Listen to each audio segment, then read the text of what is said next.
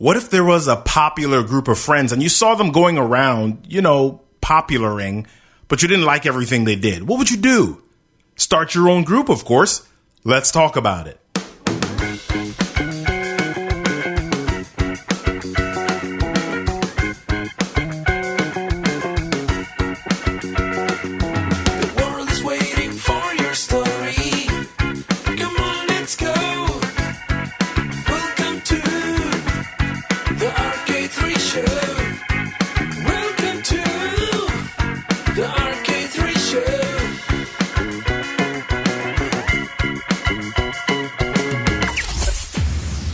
Value, doggone packed, fun, amazing, energized. That's the show. Here we go. Hey, y'all. I'm Robert Kennedy III, RK3. That's me. And here we go again, another fabulous episode. I love doing these. Can you tell? All right. I wish I could do more, but then I wouldn't sleep and my wife wouldn't be happy because I would get cranky and look scary. So I only do them once a week because I love my wife. How about that for romantic logic? Yeah, as always, I want to tell you to check out the last episode. We talked about how to get rid of the butterflies when you speak, episode 15 or something like that. You don't want your belly bumping around when you're on stage, so do something about it. Go listen to episode 15 of the show. It'll bless you. All right, here we go again. What you reading, Robert? What am I reading? Oh, it's a throwback book. You've got to read it. It's called Influence, The Psychology of Persuasion by Robert Cialdini. And it's the psychology of why people say yes, what moves them to change behavior and to generate results. The book itself talks about the 6 universal principles which will enable you to become a skilled persuader. And if you're a leader, or you're in sales, or you're in any organization, or married, you're going to need to persuade at some point. So check out Influence, The Psychology of Persuasion by Robert Cialdini. The link is in the show notes, so go get it. Get it. All right, let's jump on into the show. Today, my guest is Tonya Hofmann. She's the founder of the Public Speakers Association. She's the author of 7 books, winner of the Global Mentorship Award for the Evolutionary Business Council, and just an all-around joyful person. Tonya's got a story. Let's tell it. So tell me a little bit about what brought you to the point of deciding to start a speakers association. Well, that's a loaded question, but we'll go into it anyways.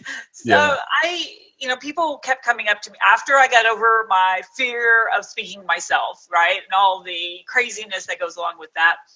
I really loved speaking, and people kept coming up to me, asking me to coach them on really how to make money at it, right? How are you going to do it as a business part of your business? And so when I started looking around to where can I send these lovely people that I'm coaching to connect with other speakers, I started realizing that I didn't really like what was out there. And then I got really disappointed.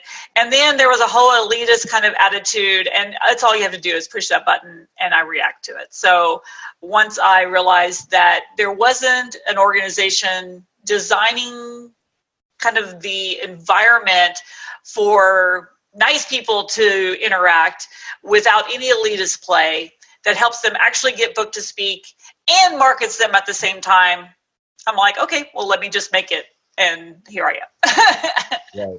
Right. So that's amazing. A lot of times when there's a gap, a lot of people don't really look to solve it or look to create something to address that need. So tell me a little bit about when you say you market speakers. So do you have a membership and you also market speakers? Tell us a little bit about that process. How does that work for you? Yeah. So when I first started the organization, everything is it evolves, right? We see where it starts out and then where do we need to shift it. So when I first started, it was all about speaking engagements because that's what people wanted. I need speaking engagements. Where are they? So I started sending them, all the ones I would find, the big ones, the conferences that were focused on associations, industry, corporate conferences, TEDx talks, those kind of things, which was great. But then I found that people weren't getting booked. And so I started diving into why is that? And then that's when I realized most people literally aren't marketing themselves as a speaker. And so I started looking at their social media, and they would have 250 or 1,000 people on Facebook and barely anybody on Twitter. And, and I'm like, that's how they're deciding now on who to bring in. They want to Google you and see where do you pop up? Who's talking about you? Are you crazy? Are you talking about things you shouldn't be talking about on social media? Yeah. And so the more I could help people market themselves by utilizing my list of 65,000, also not only gets them the Google social media play, but then also helps them find new clients at the same time. So you just mentioned some things that are important. You talked about maybe the amount of the following that they have already begun to create themselves. What are some of the things that maybe a speaker who's in the early stages needs to do in order to meet the bottom line criteria for somebody like yourself or an organization like yourself to begin marketing them? Yeah, so what you have to really look at is the change in the speaking world. Mm-hmm. So most people think of a speaker and they think of someone 20 years ago and what that person needed to be a speaker. Now everybody is an author. Nobody out there can not be an author nowadays, right? Before it was special. Now it doesn't matter. So just because you have a book, okay, great. It gives you a little bit more credibility. But what they want, the event planners, is they don't really even want sizzle reels or websites anymore because they know those are all doctored, right? They all know they look good. They make you look good, no matter what they really look like or not. Right. So what they go to is social media because it's hard to pretend you're something different when you're there. If nobody is following you in their eyes, right? If you only got 200 people following you, to them, that means that people don't really want to know what you're talking about, right? Because there's just a little bit of a celebrity-ish type of system out there for it. And so it's important to grow your database on social media and then have other people talking about you, right? When you have the amazing Mr. Kennedy III talk about you, then people are like, wow, she's got some, motion going on. There's somebody who's out there who's wanting her to participate. And that is by far the most important part. So how do you do that, though? Because it's a wall that a lot of people, not just speakers, have to get over. Talking about yourself and placing yourself in such a limelight that people will talk about you without you prompting them necessarily. How do you begin to do that? People always talk about thick skin, and I don't think that's the right term. I think it's more of getting over your inadequacies about yourself, realizing that no one wants a perfect person. Even all the people, the amazing speakers that I know, they're not perfect people. Right. There's nobody perfect out there. So once you give yourself permission just to be you, suddenly you will have so much happen for you. I remember the day when I went from Tonya trying to be a speaker to, oh my God, I'm just going to be Tonya. And then suddenly, boom, everything is just like going crazy for me because who would have thought that people wanted me? I never thought of that, right? And so that was the hardest part to get over. And that the knowledge of if people don't know who you are, how will they be impressed enough to hire you, to do business with you, to reach out and have you on their show? There's got to be credibility there. And so you have to get over the bios and the things that make you squirm a little bit. And the more you do it, the easier it gets. And pretty soon you really don't care, especially when the negative comes up, right? When there's something negative about you or whatever. That's always the hardest part.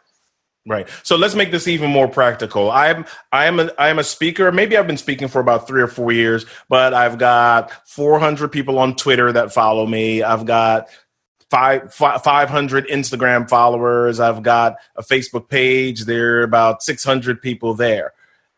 What is the first thing that you tell me to do? Get on LinkedIn, because you didn't mention that. Okay. And then also YouTube. So the 4 platforms that, if you're filling out the forms to be a speaker, the ones they ask for: Facebook, LinkedIn, Twitter, YouTube. Sometimes Instagram. Usually it's a women's conference that wants Instagram. So you've got to play on those platforms. And it's really not that difficult, right? Nowadays, there's so many systems out there to help you, post to all of them. But you've got to get engaged, and you've got to show up, and you got to show up often. And we all have our weaknesses. My weakness is Instagram, I have to admit. I'm trying to be better. But you've got to show up, and you've got to build that following, because don't you want your message to be heard? Don't you want to change lives? And that's the brilliance. And it's free most of the part to be on all these platforms. So why wouldn't you take advantage of it? So it's 2019, and you just mentioned some of the magic words there, wanting to be heard or getting heard. And we're at a stage where there's so many voices. There's so many voices out there, and the average person is struggling to navigate that and to bust through that. Communication, motivation, leadership, and more. You're listening to the RK3 Show. Hey people, while we have a little break, I just wanted to remind you to head over to patreon.com/the RK3 Show to become a patron of the show. Support the show and receive patron perks like getting a show shout out. Yep, I'll call your name on the show. Free access to Speak Right Now Academy courses and your own segment on the show. We'll talk. I just won't call your name. We'll talk. Ooh, let's do it. Again, become a patron by heading over to patreon.com/the RK3 Show. That's patreon.com/the RK3 Show. It'll be in the show notes. Now, let's get back to the show. I'm hearing that video is a really good way to begin doing that. And I know that you do some things with video and TV shows, et cetera. Tell us a little bit about how you help people get heard or gain more visibility through video. So this is the shocking part for me, because I started off in AM radio. I went to AM radio to get over the fear of my voice, because I always thought I had a horrible voice. So I thought, let's do the radio, right? So people have to listen to it. Then I moved because it was expensive for AM, but no results. So I thought FM's got to be better. That had even less results. So then I went to Blog Talk Radio. I had 1 million listeners, but it still wasn't creating results. So I went on Natalie Ledwell's show, TV show. It was way back in the day. It was about 2010, and it was video. It was my first experience with doing a video type of show. Right. And immediately, as soon as she posted, I got sales.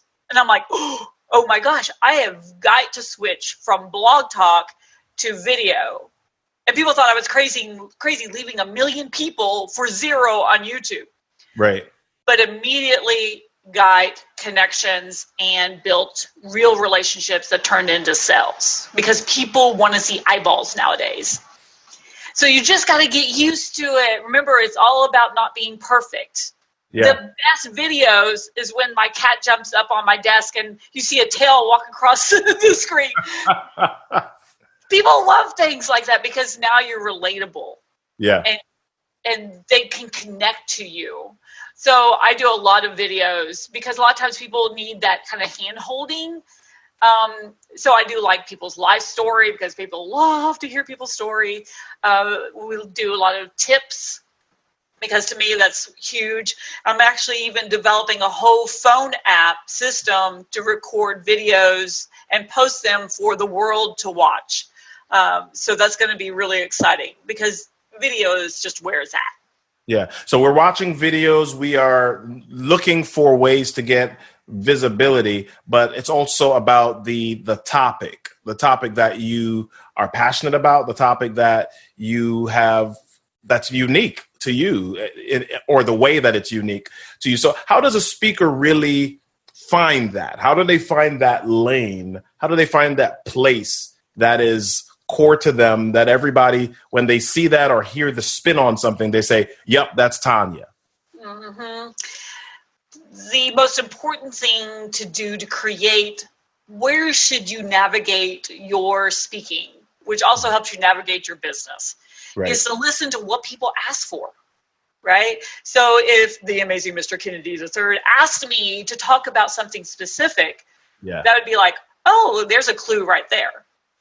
A lot of times we have what we want to talk about and what people actually want to hear. Right. And there's this disconnect, and they wonder why they're never getting booked. They wonder why, you've got to let it go a lot of times, because you can always take that, whatever it is. So say, I was just talking to a lady who does domestic violence. That is not something that is asked for very often. She's incredible. She's young and she's vibrant and she wants to change the world and she wants to change policies.